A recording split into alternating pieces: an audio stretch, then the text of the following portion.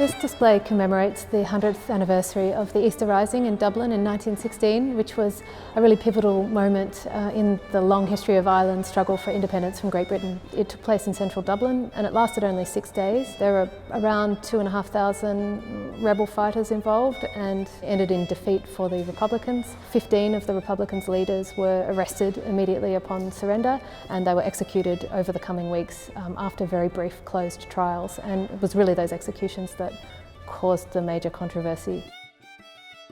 It had a really strong impact on Australian society and politics, particularly through the activism of Archbishop Daniel Mannix, the Catholic Archbishop of Melbourne, who was an Irishman by birth. Ireland has a long history of its people emigrating to other parts of the world, and in fact when this library opened its doors in 1856, around 1/3 of Australia's population was Irish born. So we thought it was appropriate to commemorate this historic event and to explore its resonance here in Australia.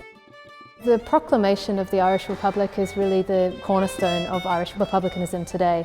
In 1917, so on the first anniversary of the Rising, the female militia group who were involved in the Rising, commemorative, organised a facsimile to be made of the proclamation in order to kind of reignite the spirit of the Rising.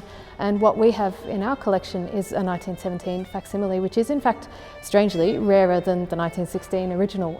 They were posted, but almost immediately torn down by the British forces, by the police. One way in which we uncovered a really interesting family story was actually more or less by accident here, that I was discussing this display with a colleague, and he went home and asked a few questions of his father and discovered that his great uncle, whose name was Edmund McGrath, had been involved in the Irish Civil War as a member of the Irish Volunteers, the Republican militia. The McGrath family very generously lent several items to this display, which are the handcuffs that Edmund McGrath wore as a prisoner, also the belt, his Irish Volunteers belt, which was part of his uniform.